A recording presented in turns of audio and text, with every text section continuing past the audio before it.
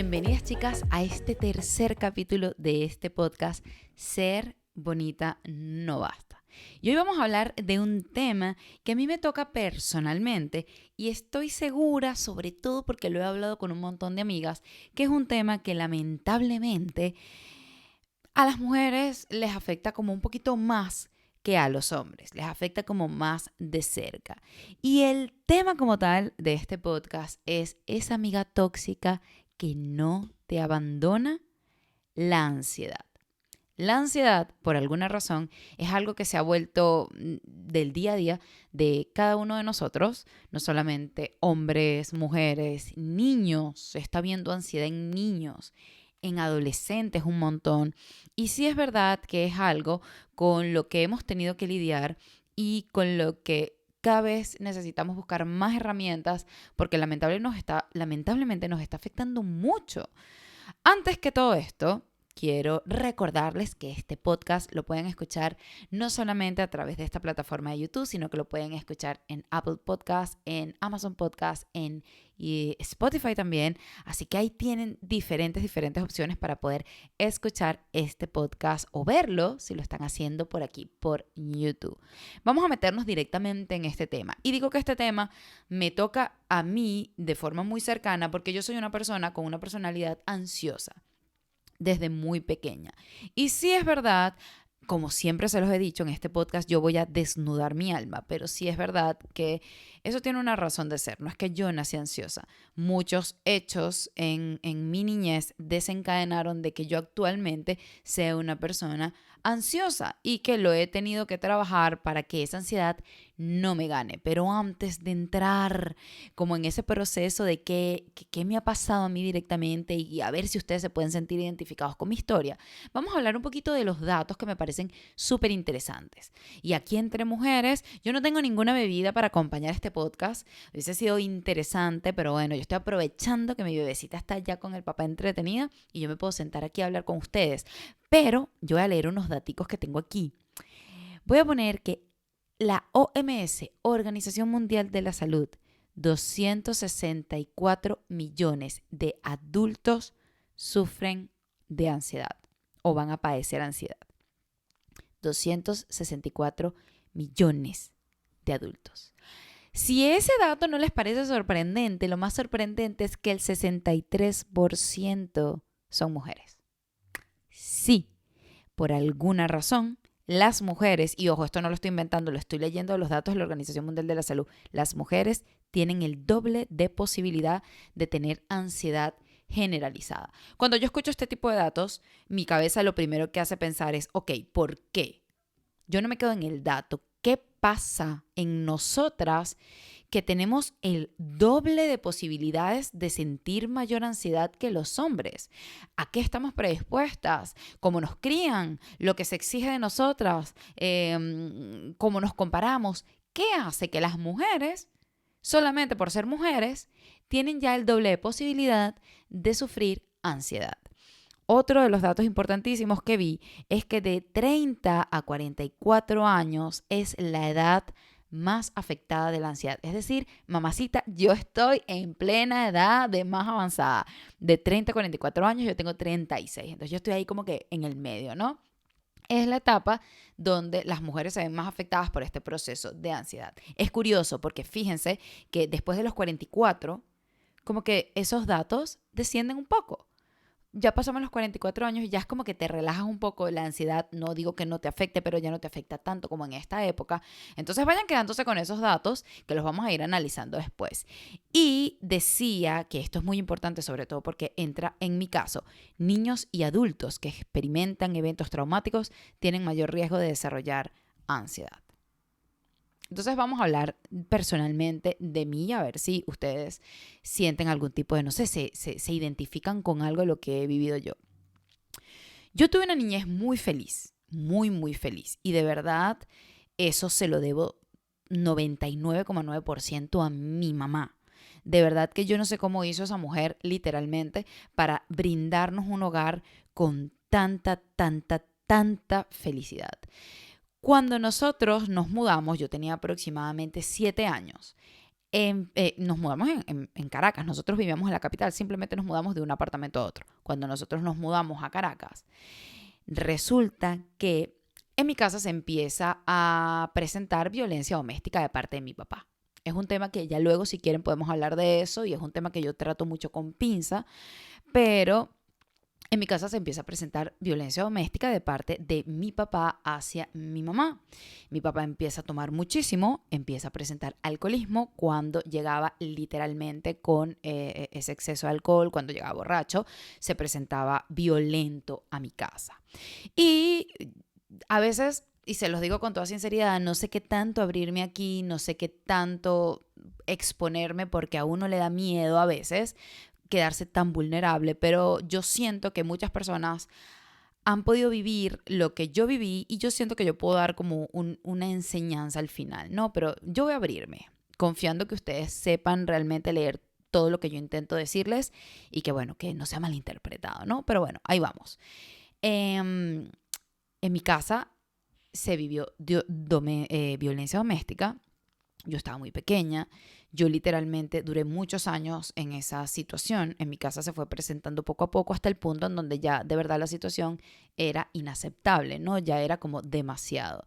Yo literalmente sentía miedo porque la vida de mi mamá estuviese en riesgo. Yo no me preocupaba por mí, yo me preocupaba por la vida de mi mamá. Estamos hablando de una niña que tenía 7 años. Eso es inaceptable, sobre todo ahorita que yo soy mamá, de que una niña sienta, y eso siempre se lo comento a mi esposo, nada entre nosotros puede hacer que Paola sienta lo que yo sentía en ese momento. Yo dormía literalmente en mi mesita de noche con las llaves de la casa, las llaves del carro por si teníamos que salir corriendo o huyendo.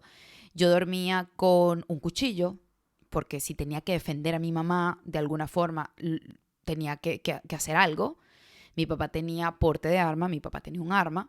Mi mamá escondió el arma por miedo cuando venía en ese estado tan violento. Sí es verdad que mi mamá era una mujer de temple y una mujer dura, y enfrentarse a esa situación de verdad, teniendo 2 niñas pequeñas, porque éramos mi hermana y yo. Mi hermana tiene 4 años menos que yo. Era una situación muy difícil. Y aparte yo dormía en la mesita de noche con la llave, dormía con el cuchillo, dormía con la llave del carro y dormía con el teléfono de la policía. Todo así puestico en la mesa de noche. Cuando caía la noche, que era cuando mi papá normalmente llegaba en este estado, era muy difícil.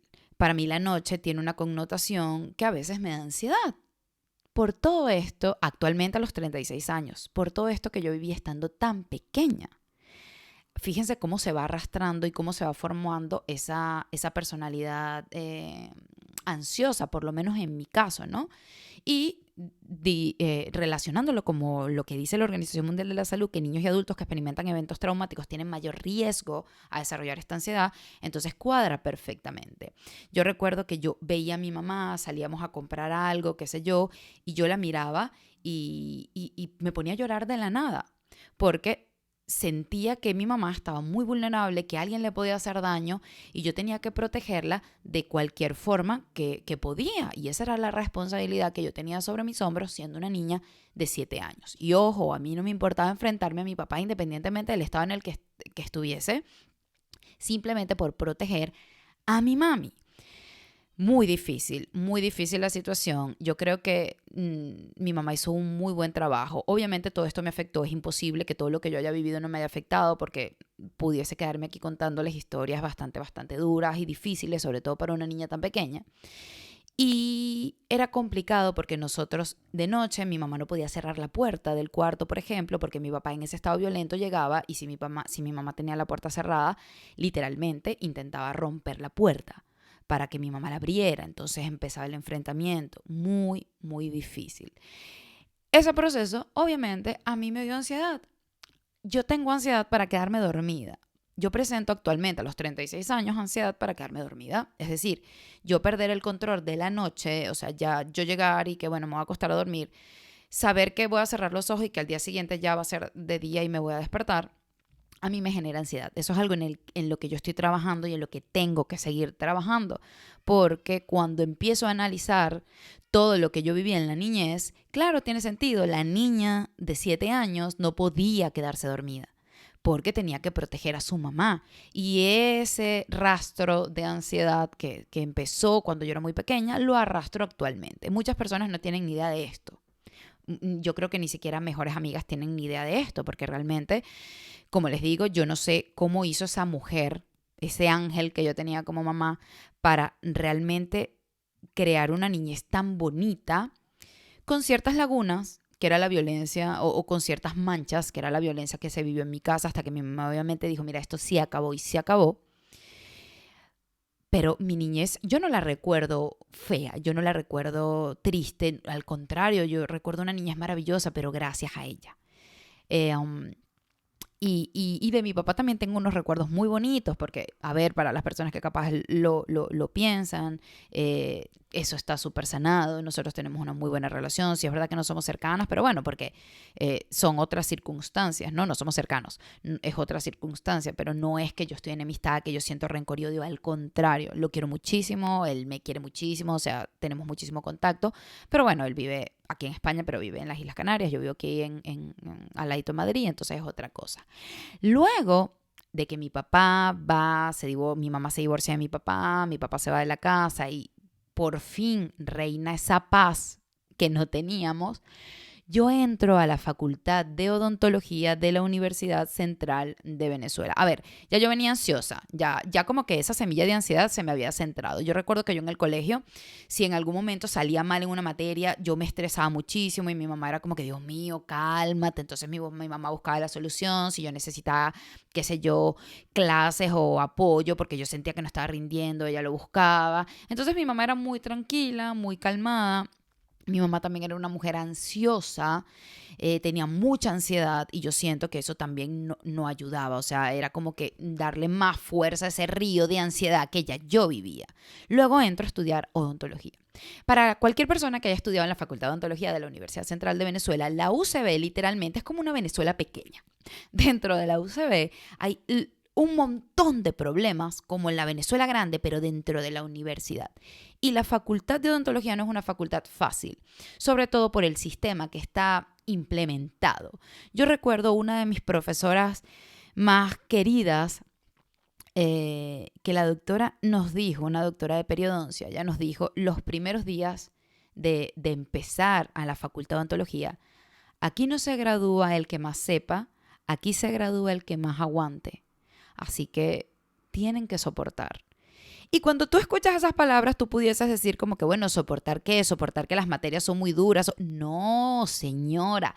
Soportar el montón de irregularidades que existían, de un sistema que no tenía sentido, de que a veces tú ibas con tu paciente y el paciente en la cita anterior lo había visto otro doctor, porque no necesariamente te tocaba con el mismo doctor. Y cuando, eso me pasó a mí, ojo, no estoy inventando, cuando tú llegas con tu paciente después de haber llegado a las 5 de la mañana porque tú te tenías que anotar en una lista para poder entrar a esa materia, no habían suficientes unidades, habían 800,000 personas intentando entrar para tener una unidad, sentar al paciente, una unidad es el sillón odontológico, y que el doctor pudiese evaluar el procedimiento que tú estabas haciendo. Habían un montón de personas, literalmente tú te tenías que matar a cuchillo para llegar temprano y anotarte como que en una lista de espera si en el sorteo no habías quedado para poder tener una unidad fija. Una locura. Luego hablaremos de la Facultad de Odontología, ¿no? Pero recuerdo incluso, yo llegué con mi paciente había pedido permiso para poder salir del trabajo y cuando yo me siento, el doctor, hola, perfecto, ¿qué vas a hacer hoy? No, hoy voy a hacer una restauración, una no sé qué. El doctor revisa como que, tú trabajaste con tal doctora la semana pasada. Y yo, sí, todo perfecto, todo. Bueno, mira, ¿sabes qué? A mí me cae mal esa doctora. Así, no estoy inventando. A mí me cae mal esa doctora. Ella y yo no nos llevamos bien. Así que yo no pienso atender ningún paciente que ella haya visto en algún momento. Ok, cuando se supone que tú no tienes doctor fijo, tú podías entrar ahí y trabajar con cualquier doctor. Y ella no atiende ningún paciente que tenga yo. Así que lo siento, no te voy a atender. Yo habiendo llegado a las 5 de la mañana con mi paciente que había pedido permiso en el trabajo y simplemente decirle a mi paciente, mira, disculpa, te tienes que ir porque el doctor no le dio la gana de atendernos porque simplemente tiene alguna riña con otro doctor. ¡Epa! ya yo me gradué, yo soy odontólogo. Eso pasó con 2 doctores de la cátedra de prótesis. Si alguien de aquí de la Universidad Central de Venezuela me está viendo, de la Facultad de Odontología, eso no puede pasar. Eso es inaceptable que haya pasado, pero bueno. Me pasó así, a mí, y así como ese cuento les tengo 800.000 cuentos más, ¿no? Entonces la Facultad de Odontología era un lugar complicado. Incluso era un lugar en donde tenías que ser muy pilas, en donde tenías que ser muy rápida, en donde tenías que, mira, si aquí me dicen que no, me doy media vuelta y me voy por otro lado. Si a mí el doctor me dice que no, sabes qué, gracias, chao, agarro mis cosas y me voy por otro lado. Le digo al doctor, por favor, al otro doctor que esté en otro lado, por favor, déjeme pasar. Si me dices que no, yo busco la forma en que me digas que sí. Eso es un estrés constante porque no debería ser así, debería ser un sistema en el que tú vas, estudias, haces todos los procedimientos que tienes que hacer y si tu desempeño es adecuado, pues simplemente usted aprueba. En este caso, no, tú tenías literalmente que ganarte con 800.000 formas la posibilidad de que te vieran, de haber hecho el procedimiento, de que te lo calificaran, de poder aprobar. No dependía de ti. Es decir, que si tú eras una persona tímida, que si eras una persona muy, muy buena estudiante, pero que bueno, o sea, no, hacías tus cosas según la ley, pues lamentablemente podías llegar a encontrarte más obstáculos en la facultad. Una locura, una locura. Por eso, las personas de la Facultad de Odontología de la Universidad Central de Venezuela, yo no voy a hablar por todo el mundo, pero por una gran mayoría, salimos tan bien preparados, porque tienes literalmente que sufrir y sudar sangre, y hay muchos momentos duros. Yo recuerdo que yo bromeaba con muchas de mis amigas, con Tere, una de mis mejores amigas de la facultad. Tere, nos vemos en el piso tal a llorar, llorábamos las dos por el estrés y la ansiedad. Otro cuento. Este cuento es buenísimo. Bueno, buenísimo. Ustedes me entienden. La ironía. En 4º año se veía odontopediatría. Por cosas de la vida, es que, ¿saben qué? Siento como un alivio ya haberme graduado y poder decir todo esto. No voy a decir los nombres por respeto, pero en odontopediatría las doctoras que llevaban el servicio de odontopediatría, la materia de odontopediatría, eran una desgracia. Que es súper irónico porque tratan con niños y resulta que eran unas brujas, muchas de ellas. Horrible, de verdad. Y literalmente, el rumor que se corría en los pasillos era que casi todo el mundo reprobaba odontopediatría.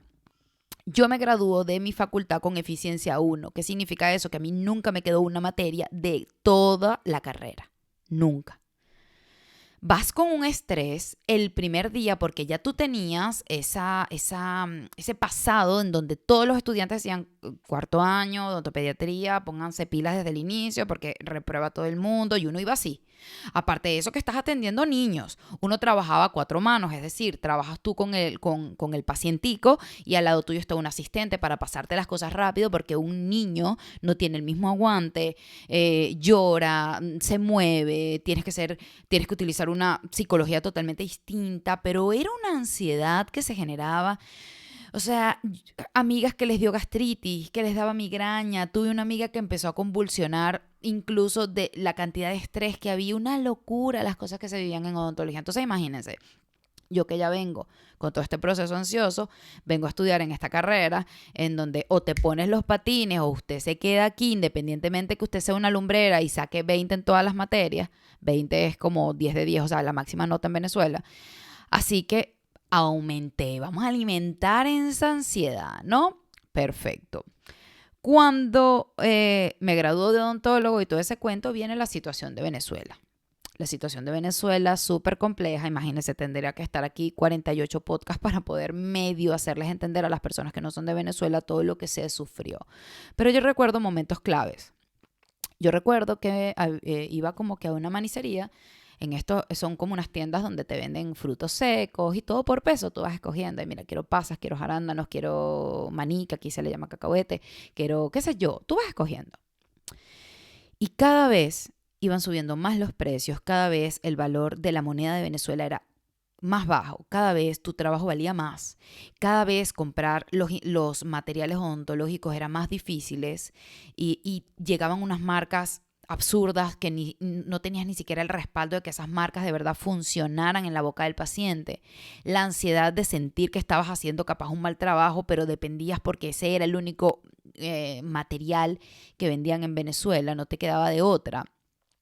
Y recuerdo haber ido a esta manicería y llegó un momento en donde habían subido tanto el precio de las almendras, creo que era, que yo dije, ok, ya no voy a volver a comprar más almendras, ¿no? Esta es la última vez que compro almendras.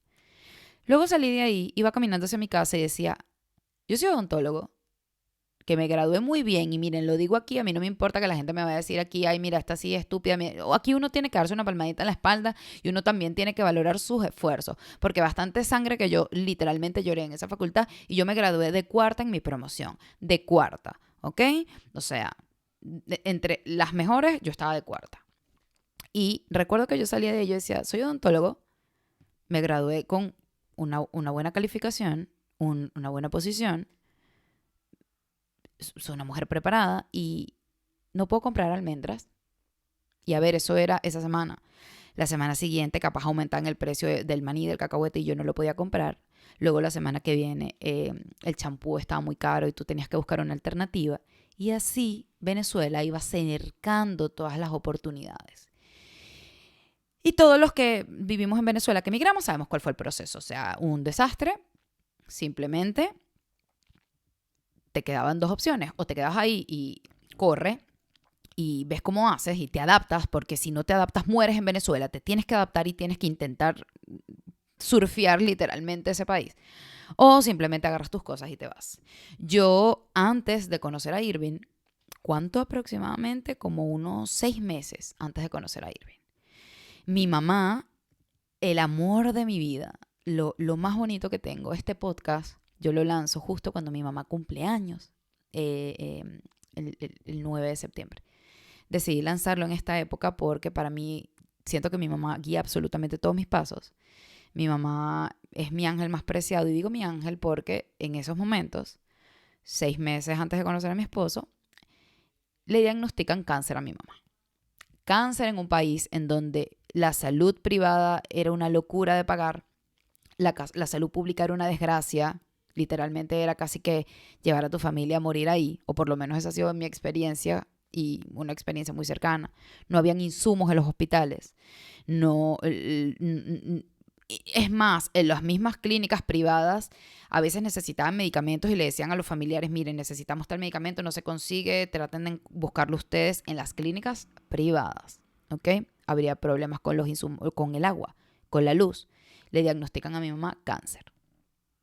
A mí se me cae el mundo en ese momento y ahí la ansiedad se eleva porque, no les había dicho esto, yo tenía un novio, una de las relaciones más tóxicas que tuve, de mis pocas relaciones, como se los comenté en el primer capítulo, yo tuve muy pocas relaciones, pero fue una relación muy tóxica y en una semana yo termino con esa relación tóxica, mi hermana emigra del país, ella se va para Panamá, a mí, por reducción de personal, yo tenía 2 trabajos como odontólogo, me botan de uno de los trabajos y le diagnostican a mi mamá cáncer. Todo eso en una semana. Yo recuerdo, y esta historia la he contado mucho por Instagram, yo haberme sentado y haber dicho, epa, Dios tiene algo que decirme porque me está volteando el mundo 180 grados. O sea, está destruyendo todo como para... Tengo 2 opciones. O literalmente me echo a morir con todas las de la ley y con toda la razón, o simplemente surfeo la ola y literalmente veo qué quieres decirme, estoy atenta, dale, vamos a ver. Si me estás cambiando todo es por una razón. Cuando a mi mamá la llevamos a hacer una endoscopia, mi mamá tenía muchos problemas estomacales, se sentía como que, ay, me siento muy llena, y siento acidez, y siento reflujo. No, eso es el colon, típico, eso es el colon. Mi mamá era enfermera cardiovascular, cosa más irónica, ¿no? Porque era personal de salud. Eso es el colon, eso es el colon, eso es el colon. Yo estaba con la cosa pendiente, como que mamá, mamá, mamá, mamá, mamá. Yo era muy intensa con el tema hasta que, ¿sabes qué? Vamos al médico. Por alguna razón mi mamá como que tenía como ansiedad también, siendo una mujer ansiosa, pensando en que, bueno, podía hacer algo. Ojo, sumado a este tema, una vez que mi mamá se divorcia de mi papá, epa, eso no quedó ahí. Luego vienen 10 años de pelea en tribunales con abogados para la separación de bienes, porque mi papá literalmente no quería dejar a mi mamá en la calle. O sea, mi papá quería quitarle todo a mi mamá. Eso fue una lucha también con abogados, 10 años en ese rollo, ¿no? Súmenle esa carga emocional a todo eso lo que estamos viviendo. A mi mamá le hacen la endoscopia, yo voy y acompaño a mi mamá, sale la enfermera porque ni siquiera se dignó el doctor a salir, me llama, me entrega a mi mamá sedadita. Nosotros nos habíamos llevado el dinero justo para la endoscopia porque la endoscopia era bastante costosa, era una cosa privada, Venezuela y sus locuras de precios. Y ya en ese momento los seguros no existían, no te cubrían casi. O sea, una locura la situación, por lo menos en ese momento que yo viví en Venezuela. Y la enfermera me entrega a mi mamá toda medio borrachita, me llama aparte, sienta a tu mamá ahí, ven acá, mira, encontramos algo malo en la endoscopia, ¿ok? Vamos a esperar a que nos entregue los resultados, pero 99% seguro de que es algo malo. Ella no le dijo cáncer, pero es algo malo. Yo recuerdo que yo salía así. Para colmo, la doctora, la enfermera me dice, ay, tuvimos que tomar una segunda muestra, entonces no es el precio que te habíamos dado, sino es 40% más. Yo me había llevado el dinero justo. Ahí viendo, utilizando una tarjeta, la otra en ese momento, mientras que yo estaba literalmente en un ataque de pánico porque me habían dicho que mi mamá tenía cáncer, buscando el dinero al mismo tiempo, pero al mismo tiempo que mi mamá no se enterara porque yo no le quería decir hasta el momento en que yo tuviese ya el papel, que la biopsia me confirmara si efectivamente es una lesión maligna. Logramos pagar ese 40% de recargo en ese instante. Me quedé 0 bolívares, cero. La gente te ve y dice, ay no, esta niña mimada que ustedes no saben lo que la gente vive de verdad a las espaldas. Recuerdo que era muy cerca, nosotros vivíamos en Chacao, esto fue entrando a las Mercedes, o sea, la distancia no es muy lejos. Yo no tenía, evidentemente, dinero ni para comprarle un jugo a mi mamá para que se reanimara un poquito después de lo que es la anestesia. Y aparte de eso, no tenía dinero para pagar un taxi que me pudiese llevar a mi casa. Monté a mi mamá en un autobús, mi mamá se me cayó, yo en mi ataque de pánico. Recuerdo que en ese preciso momento yo dejé a mi mamá en mi casa, tenía que ir hasta el otro consultorio porque me tenían que pagar unos honorarios. Yo iba en el autobús diciendo esto no puede ser cierto, esto no puede ser cierto, esto no puede ser cierto, pero en un estado de shock. Esto no puede ser cierto, esto no puede ser cierto. Llamé a mis mejores amigas, Sofía y Ana Karina. Nos encontramos en el Centro Comercial San Ignacio. Les conté, lloré, ellas lloraron conmigo. Ansiedad. Ansiedad. Luego viene todo el proceso del cáncer de mi mamá. No existían quimioterapias en Venezuela. Tenías que ir a buscar las quimioterapias en algún lado. Habían veces que la quimioterapia no llegaba. Entonces el tratamiento simplemente se paralizaba. Porque no llegan las quimioterapias en Venezuela. O llegan las que llegan y nadie sabe ni siquiera de dónde venían esas quimioterapias. Qué locura. Tú tenías que ir a buscar la quimioterapia en un lugar que te lo daba el gobierno. Tú tenías que ir con una cavita porque literalmente esa quimioterapia tenías que llevarla refrigerada, ¿no? Y esa cavita la tenías que llevar oculta porque había gente en Venezuela, en Caracas, que robaba las quimioterapias que le habían dado a los pacientes con cáncer para luego revenderla en otro lugar. Miren, señores, de verdad, es que yo he hecho este cuento y a mí a veces me da hasta risa, una risa irónica otra vez, porque este tipo de situaciones que uno ha vivido en Venezuela, y como este cuento les tengo muchos más. Un aplauso a la gente venezolana, un aplauso a las personas a las que emigraron y a las que siguen ahí, que tienen que estar dándole la cara a eso. Que tienes a un familiar que es lo que más amas en tu vida, que era mi mamá, y que literalmente se está enfrentando con una enfermedad que para colmo mi mamá tenía un cáncer avanzado en el estómago. Y la única forma de buscar una herramienta de salud que pudiera ayudarla no funcionó, o no funcionó no, sino que eran 1000 obstáculos. Yo vi a mi mamá obviamente en un médico privado, la operamos en una clínica privada, o sea, un desastre. Luego del cáncer de mi mamá, se junta el proceso de emigrar. Yo conozco a mi esposo, a Irving. Nosotros nos casamos muy rápido, pero no por las circunstancias, sino porque literalmente nuestro amor fue así. O sea, hice todo lo que yo como mujer siempre dije que era una locura, ¿no? Yo siempre decía, esas mujeres que se casan, por Dios, uno tiene que tener una relación, no sé, 5 años de novios, 4 años de novios para conocer bien a esa persona. Yo me casé con Irving a los 6 meses de haberlo conocido, con una convicción y con un amor que yo decía, este es el hombre de mi vida. Y literalmente hoy, después de 6 años de habernos casado, lo sigo afirmando, es el hombre de mi vida y literalmente cuando es para ti, es para ti.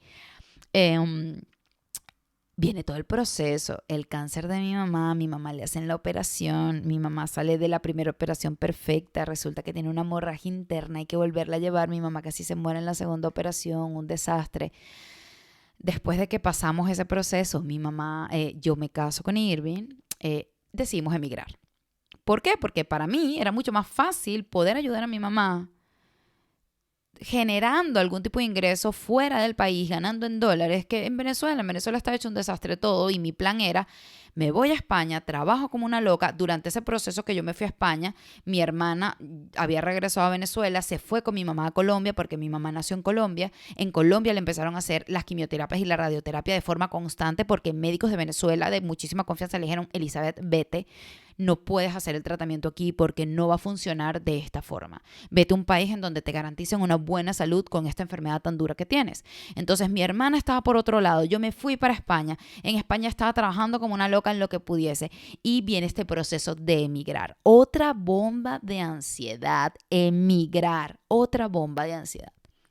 ¿Por qué? Porque yo venía con mi nacionalidad española, porque mi papá es español, yo tenía un tiempo dado por la ley para poder conseguir trabajo, para poder darle la residencia a mi esposo. Si no conseguía trabajo en ese tiempo, mi esposo tenía que salir de España, yo tenía que buscar un trabajo en donde sea. Yo llegué a España y yo tenía unas gringolas aquí, Irving me decía, Valeria, mira esta tienda que te gusta tanto, que nunca habías visto ninguna en Venezuela, y yo le decía, no quiero entrar, yo necesito conseguir trabajo. Yo no disfruté para nada. Yo veía España y era como que qué bonito todo, muy lo que sea, pero chao, espera, yo necesito es empezar a mandar currículum. Tanto así, lo que es la determinación y mi energía enfocada en eso, con la ansiedad, como ustedes no tienen idea. Yo lloraba en las noches porque habían pasado 2 días y yo no había conseguido trabajo. 2 días. Y me decía, llevamos aquí 48 horas, cálmate. Y yo, no. Al quinto día yo tenía trabajo. Un muy buen trabajo que nos mantuvo perfectamente hasta que a Irving le dieron sus papeles a los 6 meses y pudo empezar a trabajar. Yo, al ser odontólogo y ser una carrera de salud, pues necesitaba homologar. La homologación esto es un problema en España, otro tema más, porque somos demasiados y sobre todo en esta área de salud y odontología. Entonces, bueno, yo necesitaba trabajar de lo que fuese y empecé a trabajar en hostelería. Otra ansiedad más, emigrar. A mí me empezaron a dar, yo no voy a decir ataques de pánico porque no eran ataques de pánico, de verdad que no lo sufrí, pero sí eran ataques de ansiedad. Eran momentos donde la ansiedad, el corazón te palpitaba, te levantabas y sentías ese vacío en el estómago y era la ansiedad pura y dura. Muchas personas la han sentido, se deben sentir identificados conmigo. No puedes dormir, sientes ese corazón a mil, como les digo, sientes ese vacío en el estómago, no estás tranquila, te dan ganas de llorar. Es súper difícil y lo más difícil es ver este tipo de datos en donde somos las mujeres las que la sufrimos en la mayoría y que tenemos el doble de posibilidades que sufrirlas que los hombres. Y ojo, esto no tiene nada que ver con comparación de los hombres, porque, ay, miren, solamente las mujeres lo sufrimos, qué horror que nosotras también tengamos que sufrir el doble. No, esto no tiene nada que ver con eso. Acuérdense que este es un espacio de mujeres. Sino evaluar qué pasa. Yo sé que en mi caso tengo una raíz de una niñez y muchos eventos en mi vida que desarrollaron y alimentaron esa ansiedad, pero ¿qué pasa en la vida de nosotras las mujeres? Nos exigimos demasiado, la gente espera demasiado de nosotros. ¿Cómo estamos criando a esas niñas en la casa? Yo sé 1000 cosas que yo no volvería a hacer con Paola o que no quiero hacer con Paola. No quiero que Paola sufra la ansiedad que sufro yo, en lo absoluto. Para mí, el tema de la salud es muy importante porque lo que yo más quería y para mí el miedo más grande que tenía era que alguien que yo amara tanto muriera y muere mi mamá. Mi mamá muere a los 6 meses de yo haber emigrado aquí a España. A los 6 meses, literalmente. Otro cuento más que en algún momento se los echaré. Pero yo no quiero que Paola sienta ese grado de ansiedad. Yo sé que eso no lo puedo controlar yo al 100%, pero voy a intentar en la medida de lo posible que si hay alguna cosa en mi crianza que yo puedo corregir en la crianza de Paola, pues corregirlo. Por eso es tan importante que como mamás evaluemos e intentemos buscar herramientas para hacer nuestro trabajo lo mejor posible, porque ser mamá es un trabajo con bastante responsabilidad. Es bastante importante. Esos niñitos que tenemos de bebés van a ser esos adultos que van a tener retos y para nosotros el hogar y la familia tiene que ser lo más importante para ayudarlos a afrontarlos, ¿no? Pero vamos a la conclusión, o no conclusión, ¿no? Vamos a encaminar este tema. La ansiedad tiene cura. Porque, les he contado una historia de dolor y sufrimiento y ansiedad y ansiedad y ansiedad. Pero, Valeria, ¿cómo lo estás manejando ahorita? Ahorita ya pasaste muchas de estas cosas. ¿Cómo lo enfrentas? ¿Cómo lo vives? La ansiedad tiene cura. Según lo que son la Organización Mundial de la Salud, las fuentes médicas, la ansiedad, la psicología, la psiquiatría, todas estas ciencias que se encargan de literalmente estudiar este trastorno que está tan generalizado a nivel mundial y que cada vez los niveles de ansiedad aumentan más y cada vez se muestra más en edades más tempranas. ¿La ansiedad tiene cura? No, no tiene cura, ¿ok? Sino que las personas que tienen esa personalidad ansiosa o que sufren de ansiedad tienen que buscar herramientas, terapia, guía para poder controlar esos procesos de ansiedad, de alerta constante y mantenerlos controlados. Porque ¿cuál es el problema? La ansiedad per se no es mala. ¿Ok? Porque la ansiedad es lo que te mantiene a ti estar en alerta, en adrenalina, cuando nosotros éramos en la época de la caverna y de la prehistoria, en donde simplemente teníamos que estar alerta porque habían un montón de peligros, porque estaba el león, el tigre, otras personas, teníamos que luchar por el alimento, los peligros, en fin. Con todo esto, tú tenías que estar muy alerta. El problema es que tenemos esos sensores de alerta encendidos todo el tiempo, incluso cuando la alerta no existe actualmente. El ansioso constantemente está en la cabeza pensando las cosas que pueden llegar a salir mal. Es agotador. Tu cuerpo literalmente tiene esos sensores activos todo el tiempo. Está generando cortisol todo el tiempo, una hormona que al inicio... O sea, una hormona que per se no es mala, una hormona que te permite tener una reacción rápida a la hora de un desafío, de un peligro, tienes que estar alerta, pero que no tiene que estar encendida y alerta todo el tiempo, porque lo que hace es degenerar realmente nuestro cuerpo. Y ahí es donde vienen las enfermedades. Yo soy muy fiel a pensar que este cáncer de mi mamá se generó muchísimo por todo lo que vivió con mi papá, esa violencia en mi casa. Esos 10 años luego de pelear con mi papá, porque mi papá literalmente no, en la separación de bienes fue súper tortuosa. Y es increíble cómo la ansiedad nos puede afectar. Entonces, yo creo que es importantísimo. ¿Qué hago yo? Porque también vamos a ver los procesos. Yo tengo algo, y se los he comentado en Instagram, que se llama Kit. Yo le digo Kit de primeros auxilios en momentos de ansiedad. Ese es el nombre que yo le di. Y yo les voy a decir qué es realmente esto. Yo hago una lista, literalmente. La pueden hacer escrita, la pueden hacer en el teléfono, donde ustedes quieran. Y yo anoto en esa lista cosas que yo hago o que yo experimento y que me hacen volver a mi centro y me hacen sentir bien. Lo que yo ponga no tiene nada que ver con lo que pongas tú, con lo que ponga tu amigo. O sea, son cosas muy personales, por eso te tienes que conocer muy bien y tienes que, bueno, escribir lo que a ti te haga falta, ¿no? Lo que tú sientas, como que, mira, ¿sabes qué? Les voy a poner un ejemplo. A mí la música me conecta mucho, música que de verdad me guste. Entonces, la música para mí, ya yo sé que si yo estoy en un momento ansioso, leo mi lista, música. Es verdad, la música me conecta, porque a veces cuando uno está ansioso uno se bloquea, uno no piensa nada, ¿no? Respiras profundo. Respirar me ayuda muchísimo. La música, pongo una música que de verdad me motive para bajar esos niveles, para entender que sí estoy viviendo ansiedad, cuál es la razón por la cual estoy viviendo la ansiedad y poder tener esa conversación, poder ver cómo la situación desde afuera. Todo esto es un trabajo constante, no es algo que vas a poder dominar de un día para otro y es un trabajo que no se termina. Como no se cura, tienes que estar constantemente manejando esos niveles de ansiedad para que simplemente no te domine. Otra de las cosas que a mí me ayuda muchísimo es el ejercicio, pero sobre todo el ejercicio al aire libre, el ejercicio en naturaleza.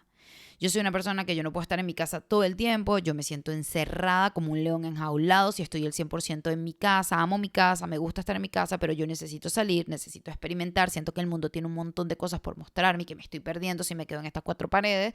Y a mí hacer ejercicio en la naturaleza me desconecta muchísimo y me ayuda muchísimo a volver a mi centro y a bajar esos niveles de cortisol, esos niveles de ansiedad en mi caso, ¿no? Otra de las cosas que a mí me ayuda muchísimo es correr. No toda disciplina me ayuda de la misma forma, pero correr a mí me drena muchísimo, me ayuda a drenar muchísimo, mejor dicho. Y voy liberando todo eso y cuando llego a casa llego más liviana, con otra mentalidad. La alimentación a mí me ayuda muchísimo también. A mí me encanta, soy muy dulcera, me encanta comer mi comida chatarra. A mí me gusta mi comida chatarra. Yo elijo comer sano, pero a mí me encanta. No les voy a decir, ay, no, qué horrible esa comida. No, no, no. A mí me gusta mi comida bien, fritanga, grasienta. A mí me encanta.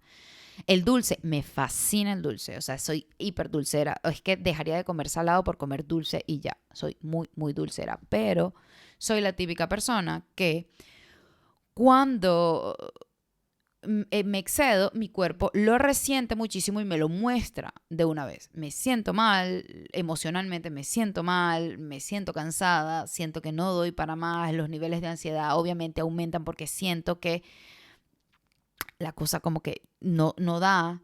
Y el comer bien, alimentarme bien, me ayuda muchísimo a sentirme súper bien. Entonces esas son otras de las cositas que yo normalmente hago. Yo les recomiendo muchísimo, es un consejo para las personas ansiosas, hagan esa lista. Evidentemente aquí lo tenía que haber dicho al inicio, pero se los digo ahorita, no somos psicólogos, no somos especialistas en tratamiento de ansiedad, por favor, nada que ver.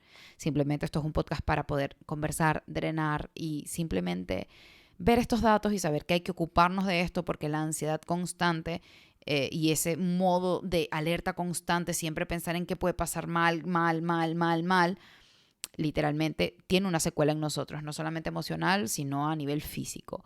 Pero buscar ayuda es lo más importante. Buscar ayuda. Sé que es súper difícil buscar ayuda cuando los psicólogos te cobran un montón de dinero y no tienes, pero buscar herramientas que te puedan ayudar.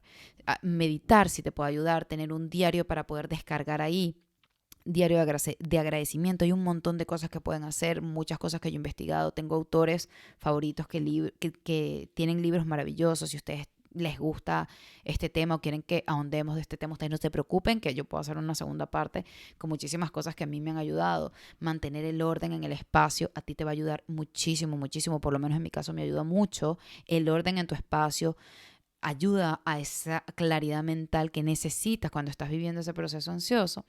Pero hay una frase que yo me repito cuando vienen esos momentos de ansiedad. Yo respiro profundo y siempre me repito esta frase. Una mujer inteligente siempre encuentra la forma. Una mujer inteligente siempre encuentra la forma. Yo me considero una mujer inteligente y me pongo a pensar los momentos difíciles que yo he pasado, que yo en ese momento he pensado que no voy a poder. Me doy cuenta cómo he podido, cómo lo he superado con creces y cómo lo he dominado a la perfección, aunque en ese preciso momento pensaba que no iba a poder hacerlo y tenía los niveles de ansiedad por arriba, pero luego me he dado cuenta, mira hacia atrás y mira todo lo que has logrado y de esa forma me lo repito constantemente, aunque en ese momento no te lo creas, pero me lo repito constantemente. Yo he podido con esto y con lo que viene también voy a poder. Y soy una mujer inteligente y una mujer inteligente encuentra la forma. ¿Cómo? No sé. Ahorita no lo sé, pero de que voy a encontrar la forma de salir de esto, sea cual sea el reto, sea a nivel laboral, a nivel económico, en tu familia, de salud, voy a buscar la forma de salir de eso. Entonces, bueno, espero que este podcast no sé, les haya gustado. Me abrí un poquito con ustedes de lo que ha sido mi proceso de ansiedad y cómo yo entraría en esa categoría de esas personas que han experimentado ciertos sucesos que han hecho que la ansiedad aumente. Díganme si ustedes quieren que yo trate un poquito más de este tema en mi Instagram, porque sí es verdad que a mí me encanta todo esto en este canal, donde yo estoy posteando o donde yo estoy publicando estos podcasts en el formato de YouTube. Este canal es un canal de mujeres donde tratamos todo lo que implica de una mujer. Belleza, nutrición, cositas que nos hacen la vida más fácil, que nos hacen volver a mi centro. Pero si ustedes quieren que hable un poquito más o les haga más videos acerca de circunstancias que yo he vivido, cómo hago, las rutinas que tengo, cómo logro en momentos difíciles, como que qué hago durante el día para poder llegar a ese punto, déjenmelo en los comentarios. Díganme si ustedes sufren de ansiedad, si conocen a alguien que sufre de ansiedad. Me encantaría que también dejaran en los comentarios cómo han hecho, algún consejo que pudiesen dejar para personas que que lo viven o que lo están viviendo. Pero hoy por hoy les puedo decir que manejo mucho mejor la ansiedad. La ansiedad no me domina a mí como en algún momento lo llegó a hacer. Tengo mis picos, pero intento volver a conectarme con lo que sé que es importante. Y somos mujeres y no quiero decir una frase cliché de que las mujeres podemos con todo. Las mujeres somos lo mejor, que sí somos, pero ajá. Pero somos... Yo siento que la mujer tiene tanta resiliencia, siento que la mujer es tan fuerte y siento que tiene tanto en su espalda y sigue luchando independientemente de lo que pase, seas mamá, seas hija, seas novia, esposa, simplemente seas mujer y ya. Creo que hemos recorrido tanto, podemos dar tanto, que literalmente esto es un obstáculo más, que simplemente si tenemos las herramientas adecuadas podemos sortear. Y que me encantaría que en mucho tiempo esta cifra, que el 63% de todas las personas que sufren ansiedad sean mujeres, baje muchísimo, que ya ser mujer no represente que tengamos que tener el 50% más de probabilidad en sufrir ansiedad, sino que simplemente sea algo más generalizado porque hemos aprendido a aceptarnos nosotras.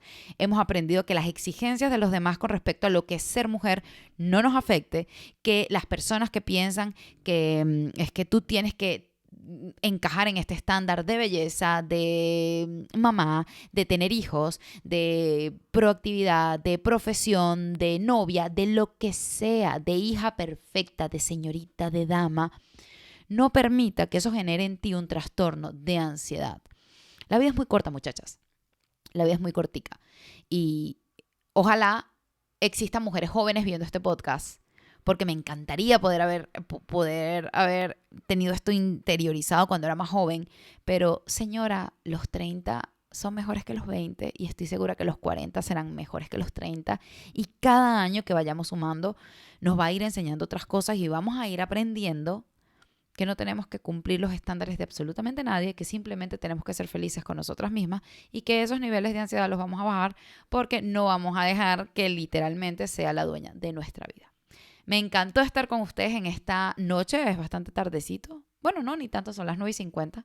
Ha sido más tarde en mi casa cuando yo me pongo a crear contenido.